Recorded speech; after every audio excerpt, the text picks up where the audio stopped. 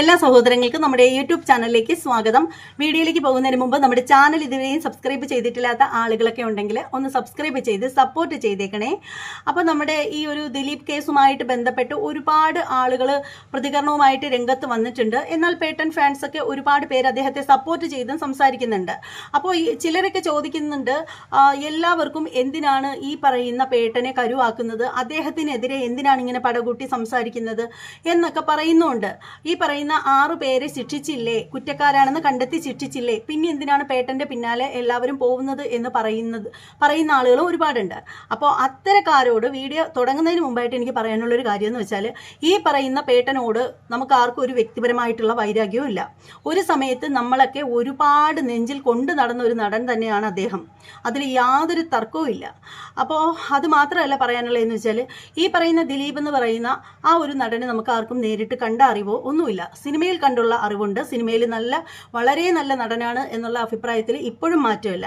പക്ഷേ എന്ന് കരുതി ഇന്ന് നമ്മൾ അദ്ദേഹത്തിന് നേരെ വിരൽ ചൂണ്ടുന്നുവെങ്കിൽ അതിനുള്ള ഏറ്റവും പ്രധാനപ്പെട്ട കാര്യമെന്ന് വെച്ചാൽ, ഇതൊരു കൊട്ടേഷൻ ആണെന്ന് പറയുമ്പോഴും ആരാണ് കൊട്ടേഷൻ കൊടുത്തത് എന്ന് ഇന്ന് ഇതുവരെ ജനങ്ങളിലേക്ക് എത്തിക്കാൻ, അല്ലെങ്കിൽ ആ ഒരു കേസിൻ്റെ അന്തിമ വിധി പറയുന്ന സമയത്ത് പോലും കൊട്ടേഷൻ കൊടുത്തത് ആരാണ്, ഇതൊരു കൊട്ടേഷൻ ആണെന്ന് പറയുന്നുണ്ടല്ലോ, പക്ഷെ ആ ഒരു കൊട്ടേഷൻ ആര് കൊടുത്തു എന്നതിന് വ്യക്തമായ ഒരു ഉത്തരം തരാത്തതിൻ്റെ പേരിൽ തന്നെയാണ് ഇന്നും ആ ഒരു നടന് നേരെ എല്ലാവരും വിരൽ ചൂണ്ടുന്നതിൻ്റെ ഏറ്റവും പ്രധാനപ്പെട്ട ഒരു കാര്യം എന്ന് പറഞ്ഞാൽ. ഇപ്പം മനസ്സിലായി കാണും എന്ന് വിശ്വസിക്കുന്നു. കേസിൽ പുള്ളിക്കാരനെതിരെ സ്ട്രോങ് ആയിട്ടുള്ള എവിഡൻസ് ഇല്ലാത്തതിൻ്റെ പേരിലാണ് പുള്ളിക്കാരനെ കോടതി വിട്ടത്. അപ്പോൾ ആ ഒരു സംഭവം നമുക്ക് എല്ലാവർക്കും അറിയാവുന്നതാണ്. അപ്പോൾ എന്തുകൊണ്ടാണ് ഇദ്ദേഹത്തിൻ്റെ പേരിൽ തെളിവുകളൊന്നും ഇല്ലാതെ ആയത് എന്നുള്ള കാര്യം നിങ്ങൾക്ക് കുറേ പേർക്കെങ്കിലും അറിയാമായിരിക്കും. പക്ഷെ പലരും അറിയാമെങ്കിലും അതിന് നേരെ മൗനം ഭജിക്കുന്നത് നമ്മൾ കാണുന്നുണ്ട്. അപ്പോൾ ഈ ഒരു സംഭവത്തിൽ പറയാനുള്ളൊരു കാര്യമെന്ന് വെച്ചാൽ, ഫസ്റ്റ് ഈ നടനോട് നുണപരിശോധനയ്ക്ക് വിധേയനാവണമെന്ന് പറഞ്ഞു.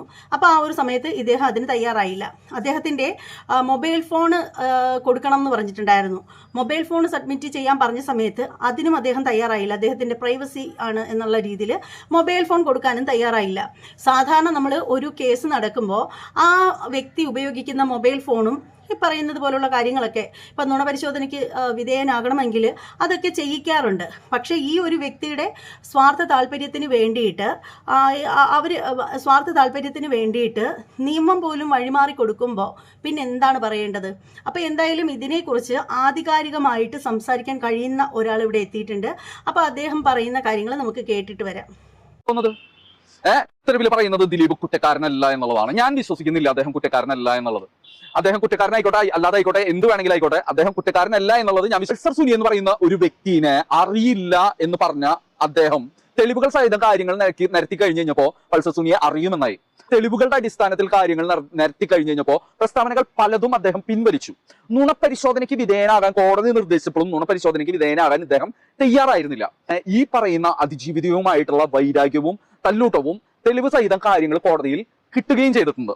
ഈ ഇദ്ദേഹത്തിന്റെ ഫോണിൽ ഡെലിറ്റ് ആയിട്ടുള്ള മെസ്സേജുകൾ കിട്ടാനായിട്ടുള്ള സംവിധാനങ്ങളും കാര്യങ്ങളുമായിട്ട് ബന്ധപ്പെട്ട് കോടതി തീരുമാനമെടുക്കുമ്പോൾ അദ്ദേഹം ആ മൊബൈൽ സബ്മിറ്റ് ചെയ്യാൻ തയ്യാറല്ല എന്നാണ് കോടതിയിൽ പറയുന്നത്. എന്തുകൊണ്ടാണ് ഈ ട്രാൻസ്പെറൻസി ഇല്ലായ്മ ഉണ്ടാവുന്നത്? ഇന്ത്യൻ ജുഡീഷ്യൽ സിസ്റ്റത്തിലുള്ള വിശ്വാസമില്ലായ്മ കൊണ്ടാണോ? എന്തുകൊണ്ടാണ് അങ്ങനെയുള്ള ഒരു വിശ്വാസമില്ലായ്മ ഉണ്ടാവുന്നത്? തുറന്ന പുസ്തകമായിട്ട് നിയമത്തിന് മുന്നിൽ നിലനിൽക്കേണ്ടതും നിയമത്തിനോട് കൂറ് പുലർത്തേണ്ടതും ഒരു ഇന്ത്യൻ പൗരൻ എന്ന രീതിയിൽ ദിലീപ് എന്ന് പറയുന്ന നടനും ബാധ്യതയാണ്. എല്ലാവർക്കും ഇവിടെ തുല്യ നിയമമാണ്. ഇവിടെ നിങ്ങൾക്ക് തോന്നുന്നുണ്ടോ സാധാരണക്കാരനാണ് ഈ കുറ്റം ചെയ്തിട്ടുള്ളതെന്നുണ്ടെങ്കിൽ അവൻ ഇത്രയും വൈകുമെന്ന് തോന്നുന്നുണ്ടോ ശിക്ഷ വിധിക്കാനായിട്ട്? ഇപ്പൊ എത്രത്തോളം തെളിവുകൾ നശിപ്പിക്കാനുള്ള സ്പേസ് അദ്ദേഹത്തിന് കിട്ടിയിട്ടുണ്ടായിരിക്കും? ഇതിന് സാക്ഷികളായിട്ട് വന്നിട്ടുള്ള പല ആൾക്കാരും സ്വയം പിന്മാറുകയും മൊഴിമാറ്റം ചെയ്യുകയും ചെയ്തിട്ടുണ്ടോ? ഇവർ സഞ്ചരിച്ചിരുന്ന റൂട്ട്, അതായത് ഈ പറയുന്ന പ്രക്രിയ നടക്കുന്ന സമയത്ത് ഇവർ സഞ്ചരിച്ചിരുന്ന റൂട്ടുമായിട്ട് ബന്ധപ്പെട്ടിട്ടുള്ള സംഭാഷണം കാര്യങ്ങൾ നോക്കാനായിട്ട് ഇദ്ദേഹത്തിന് മൊബൈൽ ചോദിക്കുമ്പോഴും അദ്ദേഹം കൊടുക്കാൻ തയ്യാറാവുന്നില്ല. ഈ ട്രാൻസ്പെറൻസി ഇല്ലായ്മ തന്നെയാണ് ഇദ്ദേഹം കുറ്റക്കാരനല്ല എന്നുള്ള ഒരു സ്റ്റേറ്റ്മെന്റ് ഉണ്ടല്ലോ, അതിൽ എനിക്ക് വിശ്വാസമില്ലാത്തത്. ഈ ട്രാൻസ്പെറൻസി ഇല്ലായ്മ എന്ന് പറയുന്നത് ഒരു തരം കളവാണ്. ഏത് രീതിയിലുള്ള കളവാണ്? ഇന്ത്യൻ ജനാധിപത്യ വ്യവസ്ഥയും നിയമവ്യവസ്ഥയും കബളിപ്പിക്കുന്ന, പറ്റിക്കുന്ന കളവാണ്. ഇനിയുമുണ്ട് സുപ്രീം കോടതി. അവസാനമായിട്ടുള്ള സുപ്രീം കോടതി സാധാരണക്കാരന് കോടതിയിലുള്ള വിശ്വാസം വർദ്ധിപ്പിക്കേണ്ടതും അതിന്റെ കാര്യങ്ങൾ പുലർത്തേണ്ടതും കോടതിയുടെ ഉത്തരവാദിത്തമാണ്. ആ ഉത്തരവാദിത്തത്തിൽ നിന്ന് ഈ കോടതികൾക്കൊന്നും ഒരിക്കലും പിന്മാറാൻ കഴിയില്ല. ബഹുമാനപ്പെട്ട കോടതി ഇത് കണ്ടെത്തും. ഇദ്ദേഹത്തിനെ ശിക്ഷിക്കണം എന്ന് തന്നെയാണ് പറയുന്നത്. ഇവിടെ ഡൽഹി കോടതി ജഡ്ജിന്റെ വീട്ടിൽ നിന്ന് കോടിക്കണക്കിന് രൂപയാണ് കത്തിക്കരിഞ്ഞു പോയത്. അത് കത്തിക്കരിഞ്ഞിട്ടില്ലെങ്കിൽ നമ്മൾ അറിയില്ല. അപ്പോൾ ഇവിടുത്തെ ന്യായ വ്യവസ്ഥ ഏത് രീതിയിൽ പ്രവർത്തിക്കുന്നു എന്നുള്ളത് നമ്മൾ ചിന്തിക്കേണ്ടതുണ്ട്, നമ്മൾ പ്രതികരിക്കേണ്ടതുണ്ട്, നമ്മൾ കണ്ടെത്തേണ്ടതുണ്ട്. കുറ്റവാളിയായിട്ടുള്ള ഒരാൾ പോലും ശിക്ഷിക്കപ്പെടാതിരിക്കരുത്, ഒരു നിരപരാധി പോലും ശിക്ഷിക്കപ്പെടുകയും ചെയ്യരുത്. അപ്പോൾ ഒറ്റ കാര്യം പറയുന്നുള്ളൂ, ജനാധിപത്യം വിജയിക്കാത്തോടത്തോളം ജനങ്ങളോടുള്ള വെല്ലുവിളിയാണ്. ഒരു കാര്യത്തിൽ നമുക്ക് സന്തോഷമുണ്ട്, കാരണം എന്ന് പറഞ്ഞിട്ടുണ്ടെങ്കിൽ ഒരു നിരപരാധി പോലും ശിക്ഷിക്കപ്പെടില്ല എന്ന് പറയുന്ന ഒരു ഉറപ്പ് ഇവിടെ ഹൈക്കോടതി കൊടുക്കുന്നുണ്ട്. അതേപോലെ തന്നെയാണ് ഞാൻ നേരത്തെ പറഞ്ഞ കാര്യം എന്ന് ഓർമ്മിപ്പിച്ചുകൊണ്ട് ബൈ.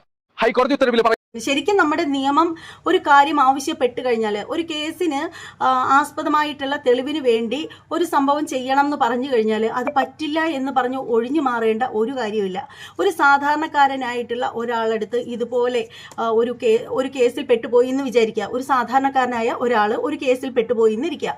അപ്പോൾ ആ ഒരു കേസിന്റെ തെളിവിന് വേണ്ടിയിട്ട് ഇന്ന കാര്യങ്ങളൊക്കെ ചെയ്യണം എന്ന് പറയുകയാണെങ്കിൽ എനിക്കത് ചെയ്യാൻ പറ്റില്ല, എൻ്റെ പ്രൈവസിയാണ്, അല്ലെങ്കിൽ എൻ്റെ മാങ്ങാത്തൊലിയാണ്, അല്ലെങ്കിൽ മറ്റെന്തെങ്കിലും കാര്യമാണ്, എനിക്കിത് ചെയ്യാൻ പറ്റില്ല എന്ന് പറഞ്ഞു കഴിഞ്ഞാൽ ഇപ്പോൾ ഈ പറയുന്ന നമ്മുടെ നിയമ സംവിധാനങ്ങളൊക്കെ മിണ്ടാണ്ട് മാറി നിൽക്കുമോ? അയ്യോ അയാൾക്ക് അത് പറ്റില്ല, അയാൾക്ക് അത് തരാൻ ബുദ്ധിമുട്ടാണ് എന്ന് കരുതിയിട്ട് മാറി നിൽക്കുമോ? ഇല്ലല്ലോ.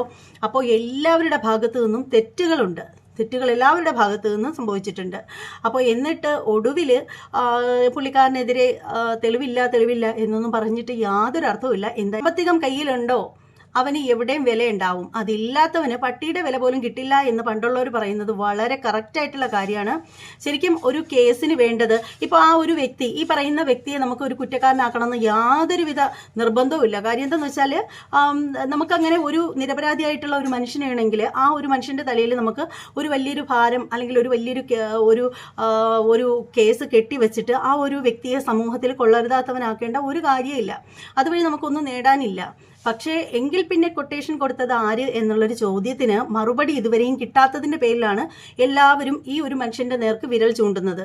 അപ്പോൾ അതിനുള്ള ഒരു മറുപടി ജനങ്ങൾക്ക് കിട്ടണമായിരുന്നുവെങ്കിൽ ഈ പറയുന്ന വ്യക്തി ഈ പറയുന്നത് പോലെയുള്ള സംവിധാനങ്ങളുമായിട്ട് സഹകരിക്കണമായിരുന്നു. അതായത് ഈ നുണപരിശോധനയ്ക്കായാലും ഈ മൊബൈൽ ഫോൺ കൊടുക്കുന്ന കാര്യത്തിലായാലും സഹകരിക്കണമായിരുന്നു. കാരണം ഒരു തെറ്റ് താൻ ചെയ്തിട്ടില്ല എന്ന് തെളിയിക്കേണ്ടത് മറ്റുള്ള ആരെക്കാളേറെ അദ്ദേഹത്തിൻ്റെ ആവശ്യമായിരുന്നു. അതിനു വേണ്ടുന്ന കാര്യങ്ങളെല്ലാം അദ്ദേഹം തന്നെ നേരിട്ട് നിന്ന് ചെയ്തു കൊടുക്കണമായിരുന്നു. അപ്പോൾ അത് അദ്ദേഹം ആ ഒരു കാര്യത്തിൽ പിന്നോട്ട് പോയി എന്ന് തന്നെയാണ് അറിയാൻ സാധിക്കുന്നത്. എന്ത് തന്നെയാണെങ്കിലും സത്യമേവ ജയതേ എന്നും പറഞ്ഞിട്ടാണ് കേക്ക് കട്ട് ചെയ്തത്. പക്ഷേ ഇതിൽ എവിടെയാണ് സത്യം വിജയിച്ചോ എന്നുള്ള കാര്യത്തിൽ ഇപ്പോഴും സംശയം തന്നെയാണ്. പിന്നെ തെറ്റ് ആര് ചെയ്തിട്ടുണ്ടെങ്കിലും ഇന്നല്ലെങ്കിൽ നാളെ ദൈവത്തിൻ്റെ കോടതിയിൽ കണക്ക് പറഞ്ഞേ മതിയാവൂ. അപ്പോൾ എന്തായാലും ഇതിനേക്കാൾ കൂടുതലായിട്ട് ഒന്നും പറയാനില്ല. ഇനി മറ്റൊരു വീഡിയോയുമായിട്ട് കാണാം. അതുവരെ എല്ലാവർക്കും ബൈ.